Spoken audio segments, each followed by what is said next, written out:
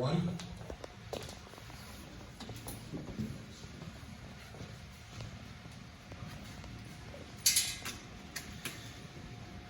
Welcome everyone to Taste of Columbia, located here in beautiful Bronte. We have a fantastic village here within Oakville, and I really want to keep it a special place, and I know all of you do as well. It is truly a time to be alive. I can't help but realize how far we have come in the past 5 years, to see all my friends, loved ones, family, and neighbors coming together. Life is a journey, and it certainly feels like one. My journey is an interesting one, to say the least.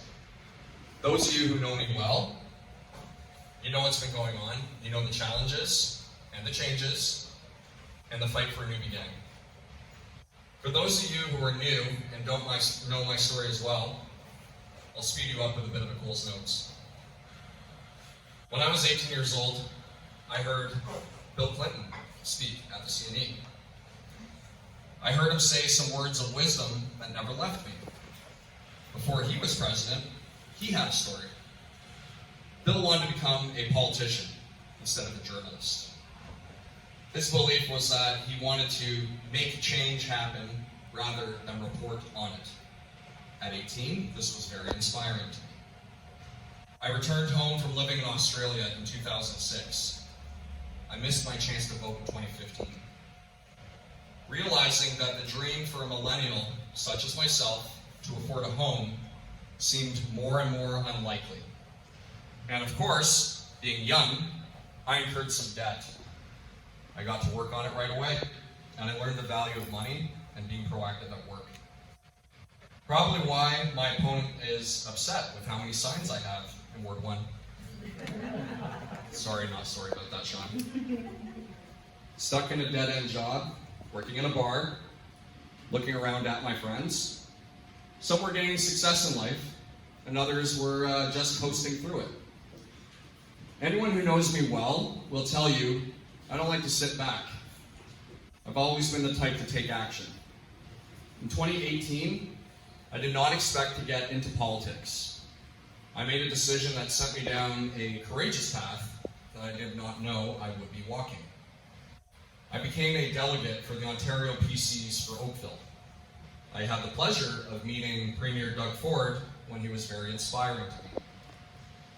I believed I had some valuable ideas that I could contribute to solving some of the common problems my generation is facing. No matter who you are, everyone needs a leader who is someone that they can look up to. And because I believed Trudeau was progressively making our country worse, I put my name forth for the Conservative nominee in Oakville. That's when I met Maxime Bernier. Max was very supportive of me back then. He still is now, by the way. Watching his unfortunate defeat to Andrew Scheer, I saw Max's perseverance in the House of Commons. This, of course, eventually led to the birth of the PPC. I saw him in the House speaking passionately for Canadians about the unprecedented levels of migration being dictated by the United Nations. I understood the importance of sovereignty, especially when it comes to the ability to make changes. Bernier quickly became the leader I looked towards. 2019 was our first election as a party. It was my first election as a candidate in Oakville. I've made many friends, fostered many working relationships, and surrounded myself with like-minded Canadians who are pushing for a better future for everyone. I take public office very seriously, and I believe in the dedication of an elected official. I respect the democratic process, and I believe it is very important for everyone to have a sacrifice in life. Public office should never be abused. Having ran now in 2 federal elections, I believe my experience will best serve Oakville. In addition to my political experience, I am newly a mortgage agent. In the past, I've been a hospitality consultant, and I've worked in the hospitality industry doing various jobs.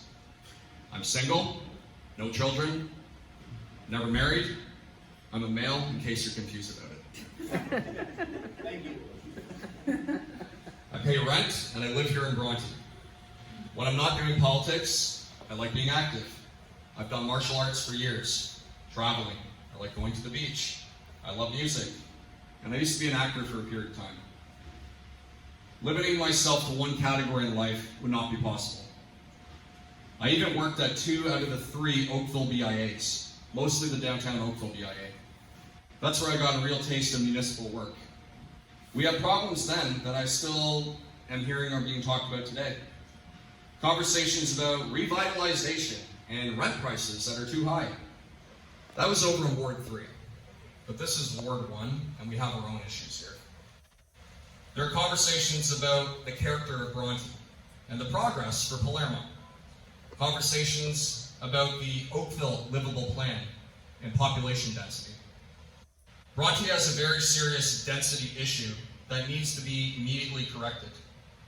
Can you imagine what's going to be like in a few years from now with all the high-rises?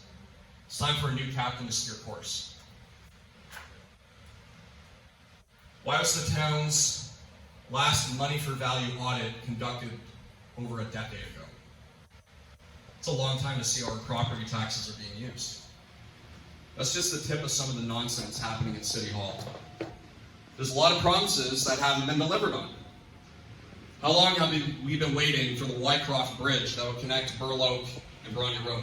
It's been at least 8 years now. How many people have had their cars unfairly towed away? Why is there no additional parking? And on whose authority were parking meters added without a discussion? How much of our tax dollars are being overspent? Over 10 years ago? Since 10 years ago, our environmental services have grown 1,700%. It's our biggest column now. Oakville's tax has grown from 32% of Halton's total 42% tax increase. Mayor Burton says their taxes are indexed with the price of inflation. I don't think so. When Mayor Burton says that Oakville is affordable, I guess he's going to meet the first councillor who pays rent. I want to put an end to the trafficking of illegal fentanyl in Halton, and I promise you as a regional councillor, I will never support an injection site to open up.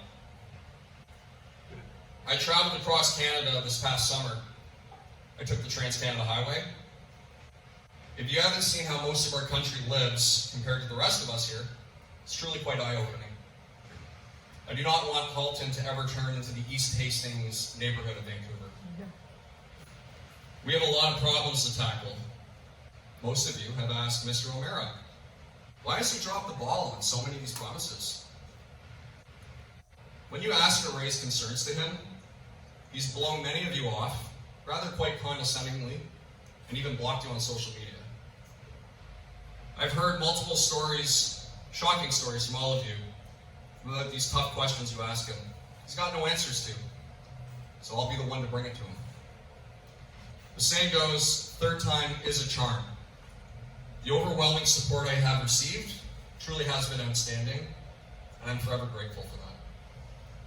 I guarantee to you, I know how to campaign, and I know how to pound the concerns of our constituents here in Ward 1.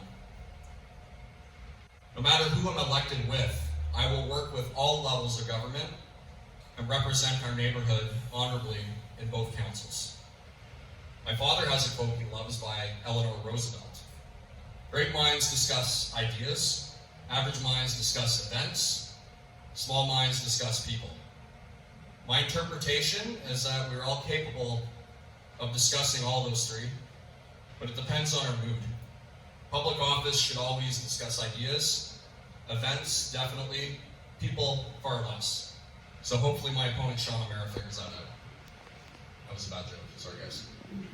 Like, actually a bad joke. Cognitive dissonance is a real doozy. It's time for the establishment, our current council, who are many of the same faces, who've been here for the past 20 years. Some of these politicians in Oakville were here since I attended Oakville Trafalgar High School. If you believe in the democratic process, it's time to pass the torch. One of my supporters came from the Middle East. He told me this. JD, what's the difference if I have someone in office for 20 years versus someone in my home country who's a dictator? That's the point to democracy, to change the leadership. I understand that there are those who have the wheels greased in the way that they want, but the party's over. It's time we have transparency. It's time we have accountability. It's time we have fairness. It's time the government respects the people once again. So it's time for a fresh start. Let's do it.